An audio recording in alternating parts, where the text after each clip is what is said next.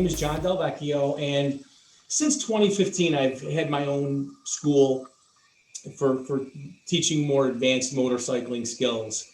As an MSF coach for 10 years, I kind of branched off and decided to, I don't know, take a step back and do something I found that might be a little bit more, I don't know, more enriching for myself. But I don't think I could have gotten where I am today with what I'm doing with street skills had I not spent the time, 10 years teaching the basic course. Okay, so I learned the fundamentals, how to teach the fundamentals through that. And it really is a fantastic program, the MSF. I'm not going to ever knock it. With this particular topic tonight, I wanted to take, what I have in my Corner in Confidence book. This is my lesson plans for my coaching tours, track day course, online course that's self-paced. It's basically all I do is focus on what's in this book. And near the beginning, we talk, it discusses body position. And, some of the things might be extremely basic, but in order to get people where I'd like to bring them, we sort of have to start with the body positioning. And it's interesting when you have this really basic discussion about body position, and you hear someone who's been riding for 10 or 20 years say, I really never knew that. Just something as simple as, putting the balls of your foot on the peg when you're not shifting or using your brake. A lot of people will leave the arch of their foot on the peg, the foot peg, which is great if you're off-roading and you're standing on the pegs, that kind of thing. But for us, we want that, maybe bring those feet back a little bit for a variety of reasons. And sometimes you wonder, well, geez, I guess nobody ever told me, that the people will say. Or so tonight, I'll take you head to toe basically with what I am promoting, advocating, the type of body positioning. And then, you might find that you're doing these things, or you may want to try something different. And with anything, you do want to be careful, trying anything new on a motorcycle. Sometimes, I talk to someone and they say, well, it just didn't work for me, or I don't like it. It feels awkward.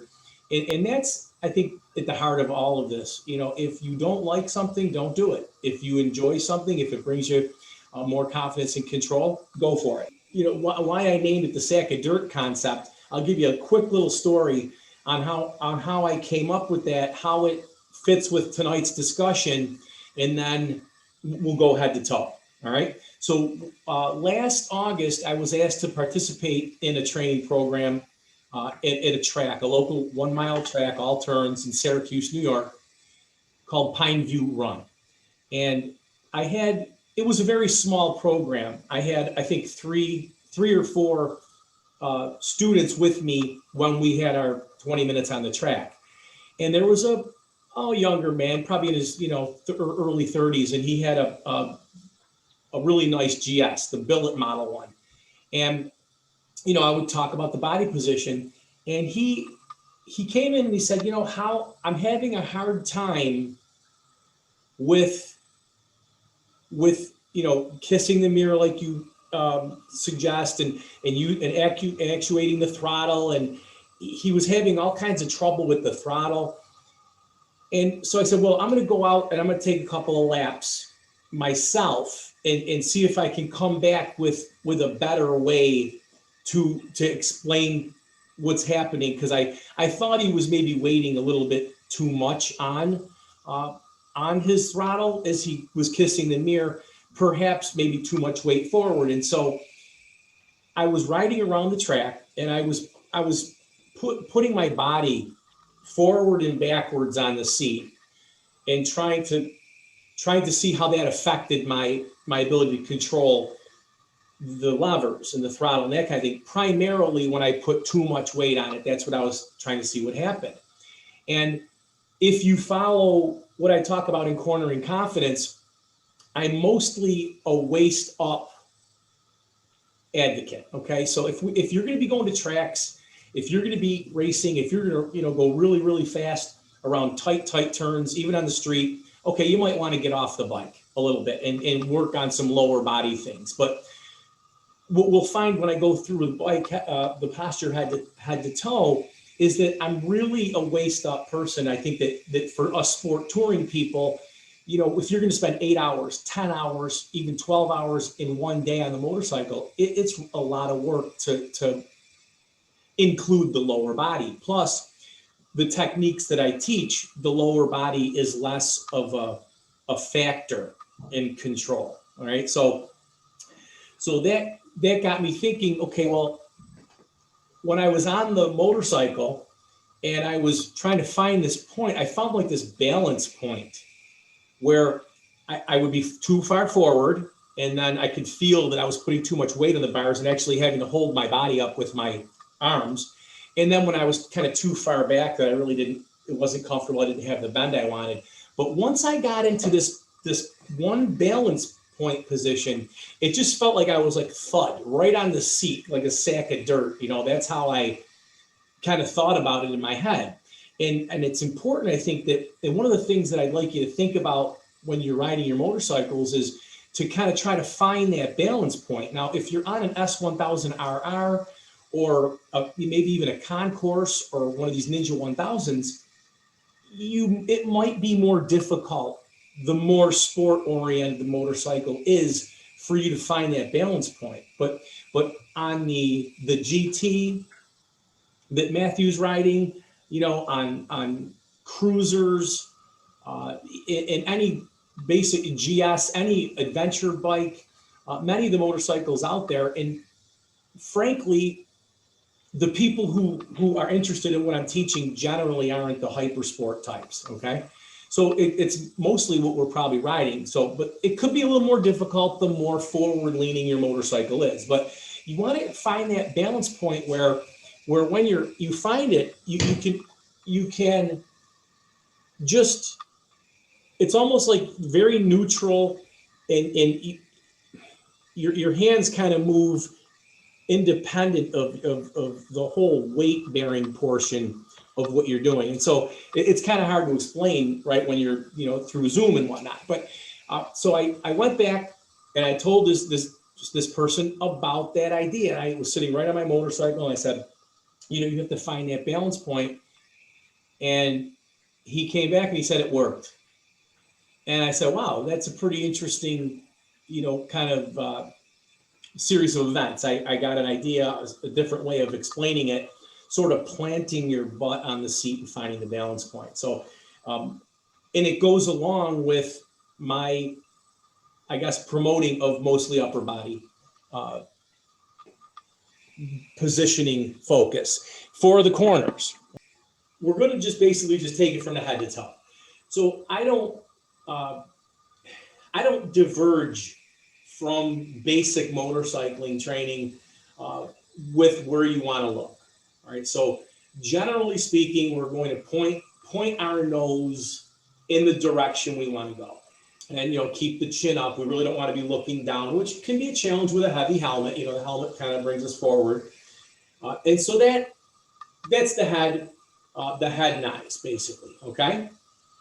Now, from there, we go to the shoulders. When it comes to the arms, fitment of you on your motorcycle is very important. So one of the things that I strongly advise is that people get fitted, for their motorcycle, because we want to have what I call loose and level. Okay, so we want our forearms level to the ground as best as possible. I mean, if you're over, like this on a motorcycle, you want to make sure that they're close. Now, if I'm riding on an adventure bike, they're not going to be perfectly level, and that's fine. I'm not saying you have to force that they're perfect, but we just don't want to have them close to being locked, because we're going to be tense, and it'll make it harder for us to do the pressing. Now we're going to get into what I call kiss the mirror. But if I can get my center line inside the center line of the motorcycle, and I kiss the mirror, so we kind of get our chin near the mirror here, point the elbow down. Okay, what this is going to do out on the road, it's going to give us a little bit less lean of the motorcycle for the same speed at the same turn, right? So It's hard to kind of teach this on a stand in the garage, but the more we kiss the mirror, the straighter the motorcycle will go through the turn, right? The reasons why we want to lean less, we want to be more upright in the turn than leaning, we're going to get more stability, meaning if we start to lose traction, we're in a better position to regain traction the more vertically upright we are. If we're at max lean angle and we start to lose traction, it's over. Now, if you're still in a turn with, still a more upright orientation of the motorcycle, you could still be, on oil slick, take you down maybe. But the idea is you're more likely to be able to regain traction when you're more vertically upright because we can do things, we have a little more time to react. Also, you're going to have lean angle in reserve, which means if I'm at full lean in this turn and I need to lean more for whatever reason, if I'm already at full lean, if I lean more, I'm going to start to drag parts. Okay.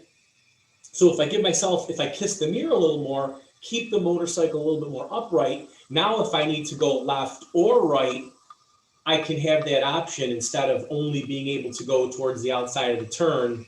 And of course, ground clearance, at any given point, you're going to have more ground clearance the more vertically straight your motorcycle is. Now, a lot of people say, well, should I be hanging off? Should I be doing this and that? And like I said, I'm a waist up promoter. So really, just a little bit inside will help. You don't have to really get right down in there. It's going to make the motorcycle straighter the more you kiss, but at minimum, we want to be in the line here. And so it's just simply, pointing the elbow down and kind of looking in that direction. Let's move on to the levers. When it comes to the clutch, there's a couple of different. We'll start with the left hand here. Generally, what I'll teach with the left hand is, obviously put our hand on the grip, and then to use when you pull in the clutch to let stop or start, come to a stop. You're gonna pull it in all the way. You're gonna use the full grip of your hands. I don't push my my thumb all the way over to the flange when I use the on the left grip, because I'm using switch gear like the turn signals and that kind of thing, and it's not really necessary about where the placement is on the grip itself. What's more important with the clutch is that you have you pull it in. That's easy. That's day one stuff. But there's a technique that I sort of, that I call palm pulling. And so what you do is you take the pads here on the beginning of the tips of your fingers, before the first knuckle. And so we were pushing against the grip here. And then we sort of pull with our, with these fingers just back enough to get the gear to change after preloading the shifter, which is, it's like, I'll call it a slick shifting or type of thing where we put a little tension on the shift lever going up. And then if there's tension on it with my foot, as I just do a slight palm pull, it kind of falls right in. And so, shifting it's kind of like a whole separate thing I talk about with smoothness. But of course, you guys know when you're shifting gears in between first and the other ones or downshifting, you don't have to pull the lever all the way in. It's just the palm pulling is just the method that I sort of say that, just kind of bend at the knuckles, the second knuckle there as you kind of pull it in with the pad. Okay. And I'm also a big fan of, like I like to use all my fingers on the clutch. But your pinky usually doesn't make it. So, it's just kind of there, but a long day of shifting gears and your hand can hurt you on it. Now over here with the throttle, this is the foundation of what I'm teaching, okay? Uh, and what you should be practicing, but you have to do it, under the right circumstances. You already know how to use the throttle, okay? Rolling on the throttle, you know how to do that, and you know how to roll off and use your brakes, okay? So this isn't, it's not something new. Now, some of you may like to use, two fingers resting on the brake lever, all right?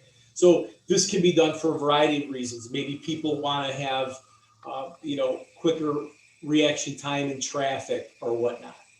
And so what I'm about to show you, maybe you're using it, maybe you don't want to use it, maybe you haven't really tried it, but this is these are the techniques that I think are really important for not only cornering confidence and control, but just riding a motorcycle. So the first thing that I kind of noticed when I did a little forensics on how I use the throttle, I do notice some people will put their hand, in the center of the grip. And for various reasons, maybe somebody might put it on the outside, okay, where they have the bar end, okay, underneath their palm there. But I found that I'll push the inner part of my thumb against the flange. Now I'm not pushing it really, I'm not doing it with a lot of effort. It just goes that far, okay? And what I found this does is it gives me more surface area and more muscle groups that I can have finer control of the throttle. If I'm all the way over resting here, okay, pushing against the flange, and if I rest these two fingers on the lever, now I'm not using the lever, but as I use the fine muscle control here and glide my finger across the lever, I'm getting more bracing. I'm getting an ability to have a finer control of the throttle than if I were in the middle of the throttle without having the lever giving me a little bit more bracing. So I could be more herky-jerky on the throttle. Now that we know the basic hand position, I call this the brake throttle transition default hand position, okay? Brake throttle transition, default hand position. And I simplified it to the secret weapon. Okay, I mean, this is the secret weapon, right? It has a couple different meanings because it's our silver bullet basically for control of our speed, all right? Because the brakes in the throttle control our speed, which is the largest predictor of our steering in our direction, right? Is our speed. So our speed is going to control our direction as well. A lot of people really think that your handlebars do all the steering, but we're going to find that the faster you're going, the harder it is to make a sharp turn. I think you would agree with that. So these are the techniques, right? So the first one is the roll it down technique. Okay, so rolling it down is basically I'm not using the brakes, and I'm simply rolling on the throttle, rolling it down. Okay, so now I'm moving, right? I'm using the throttle, I'm going. Now I want to do the second part of the technique, which is this would be the brake to throttle. This is the throttle to brake transition right here. So now throttle to brake transition, this I call the roll it up technique.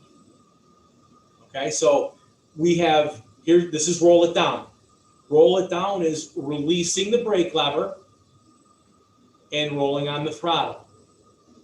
The roll it up technique, closing the throttle, adding your brake.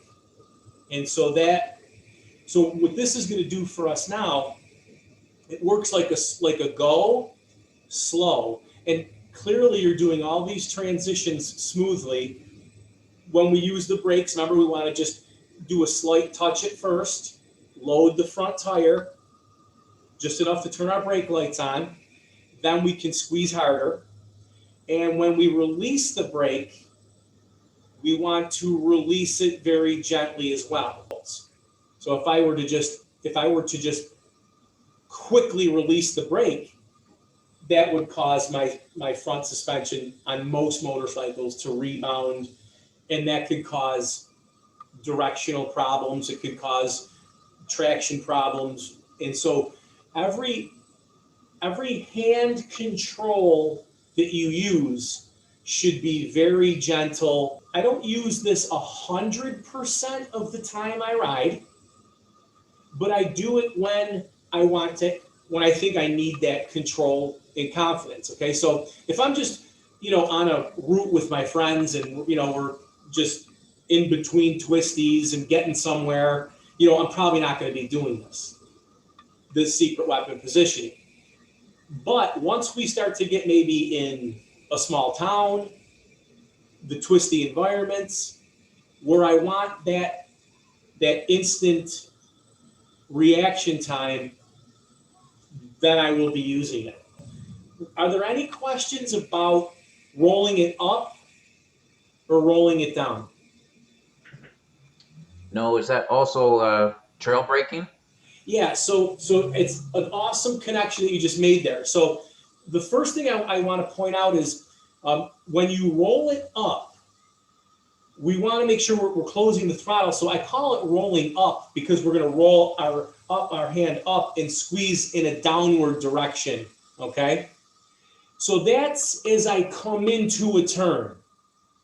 Now, Matthew, you said trail braking, right? So if I'm holding on to my brakes, I'm still on the brakes, and I'm tipping into the turn, and I'm still holding on to the brakes, that nice, easy release at the apex as I roll it down is trail braking. So how about this one? So I'm coming into a turn, right? And I'm going relatively slow. I'm not, it's a slow entry into the turn. I may release the brake before I tip in, okay? Because of my slower speed. So when I'm upright, let's say I'm just, in the basic rider courses, the waiver courses, I'm going to get all my slowing done before I tip in. That could be just us on a slow turn behind traffic. So when I release the brake upright, we call that just releasing the brake.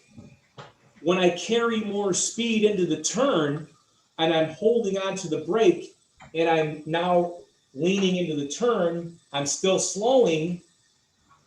When I release the brake there, we call it trail braking. So what I like to tell people is that trail braking is basically, it's a secondary benefit to the secret weapon. It's a secondary benefit to the brake throttle transitions on a daily basis, on a regular basis. One of my phrases that I like to tell people is to never corner with your right hand in a fist.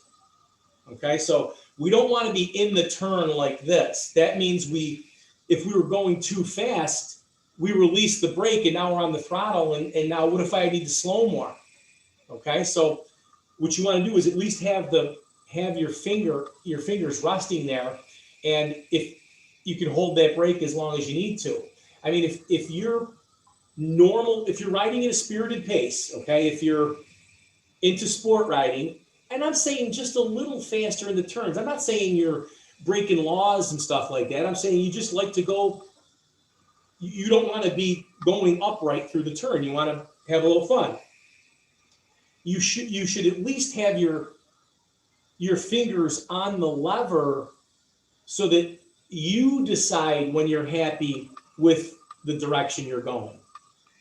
Because you should actually be releasing the brake at the lowest mile per hour speed in the turn. So if I slow very conservatively, that's my slowest point in a curve. Now I got to turn in. I better roll on and accelerate through because I entered very slowly. But if I go into the turn very fast, okay, I'm still slowing past the entry point. It's not my lowest mile per hour speed. So as I come in, I'm not at the lowest mile per hour speed yet because I'm going a little faster now into this turn. So as I slow more, it's going to help me make the turn. Now, when I'm near the apex, that's my lowest mile per hour speed. And then I make the brake throttle transition. One of the things that was an aha moment for me learning this technique was, it was buried in other courses, this technique, trail braking, okay? It was buried in other curriculum and all this stuff I had to learn in one day. And I wasn't quite set up with the foundational skill, okay, on when to use it. Okay, so you can tell somebody, hey, trail brake, just use your brakes in a turn, just carry your brakes in a turn. Well, if you're used to cornering with your hand in a fist, how are you prepared to do the actual technique? See? And so what I try to teach in cornering confidence is that we build up to the brake throttle transition in the corner, but you practice it while you're upright. Okay, you practice it commuting, you practice it, turning into your driveway, and then when the corners get tighter and tighter, then you're going to have the muscle memory to know when it's time to make that transition. I would say the two biggest things for cornering confidence are kissing the mirror, okay, and then these brake throttle transitions, the secret weapon. Those two things combined give just a phenomenal amount of comfort, control, confidence, and remember, all of this so far is waist up. If you go to a track day, school or whatnot, they might say something like, okay, we have to get off the bike. That means you're going to be using your feet, the balls of your feet, okay, are going to be on the pegs, and you're going to have to do a whole lot of thigh, your thighs, your legs are going to be doing a lot of like presses, okay? So my thing is just keep your butt on the seat, and then I tell people to let's start with the feet here. So our butts on the seat, our feet, foot on the balls of our feet, right behind our toes on the pegs, unless we're using the levers, okay? The pedals, levers. If we're changing gears or using the brakes, the rear brake, then we're going to be moving those feet, and we're going to anchor. We're going to use our heel on the peg and then do what we need to do with the front of our foot. So once we have the butt and then we have the feet, I tell people let your knees go where they want to go.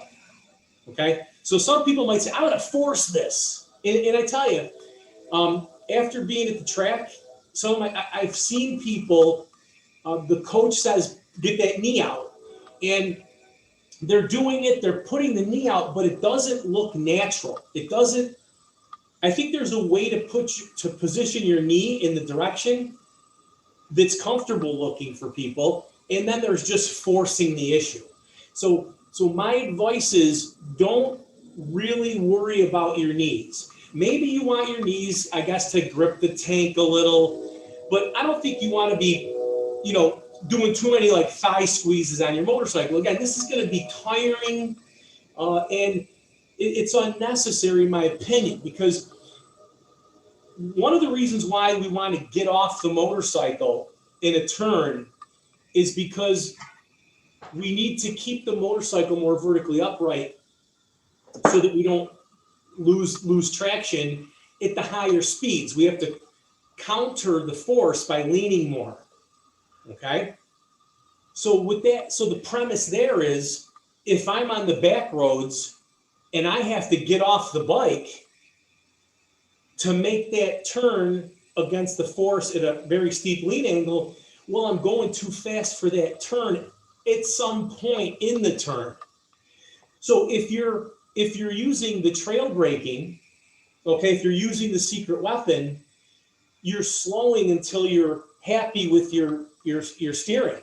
in the lowest mile per hour speed. So you don't have to try to beat physics by getting off as much as possible, because you're controlling your speed to the exact moment that you want to transition to throttle. And so that's why it perfectly fits, that we don't even have to worry about below the waist. All we have to do is control our speed right here and kiss the mirror, and we're going to make it around pretty much, every corner that we seek to go through. That's generally it. So those are the techniques that I'm promoting in cornering confidence, and just is in my school street skills. So the sack of dirt, just to kind of bring it full circle, the sack of dirt really just has to do with finding that balance point, okay, where where your midsection and your bottom feel planted, okay, and that your weight of your upper body is sort of balanced in a place where we can now, use the bars, use our upper body, where we're, it's very neutral, okay, from there up, because it feels planted. And so that was the general idea with that. I have a newsletter. You just go to streetskills.net, and you can see it. You scroll down, you can sign up for my newsletter. And I send out one a month at the end of the month, where you could, keep up to date on any videos I make or Zoom calls and stuff like that.